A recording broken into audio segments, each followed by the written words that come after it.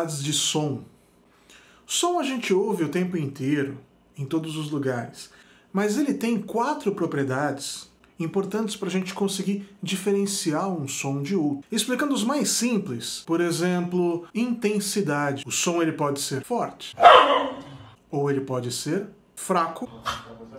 Ele pode ter uma duração longa ou uma duração curta.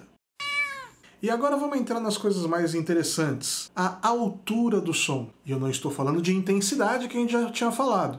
Eu estou falando da altura em frequência. Então o que acontece? Ele pode ser um som grave,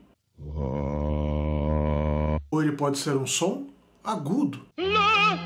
É essa diferença de altura que dá a diferença de notas. Então, por exemplo, altura a gente mede em frequência. E essa frequência a gente mede em hertz. Não sabe o que é hertz? Pergunta para o professor de física. Então a gente pode entender que este Lá, essa nota Lá, ela na verdade ela está em 220 hertz.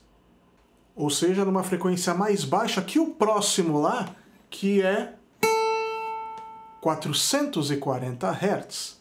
Ou seja, maior a frequência, mais alta a frequência, mais agudo é o som. Agora vamos falar de uma coisa muito legal sobre o som. Timbre. Para explicar de uma forma bem prática, é o seguinte. Eu consigo entender que este som é o som de um violão. Eu reconheço as características do som do violão, porque o som do violão tem uma sequência de harmônicos que definem o som dele. Eu sei que se eu ouço uma nota Lá de um violão, é de um jeito. Se eu ouço de uma guitarra, é de outro. Porém, tem a mesma frequência, é a mesma nota. Para entender um pouco melhor disso tudo, vamos tentar explicar como que funciona as frequências do som.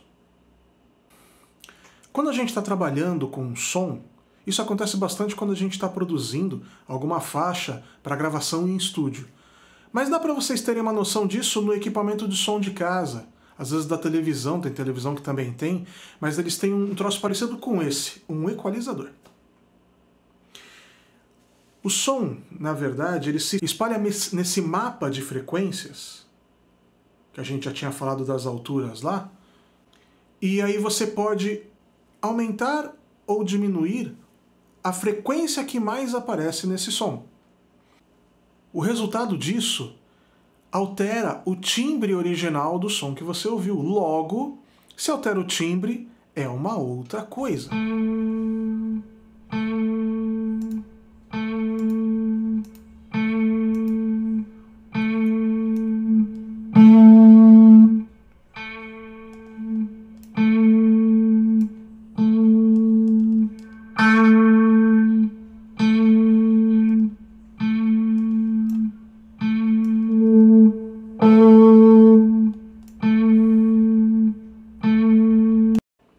Isso acontece naturalmente, sem precisar de um equalizador, quando a gente pega emissões diferentes.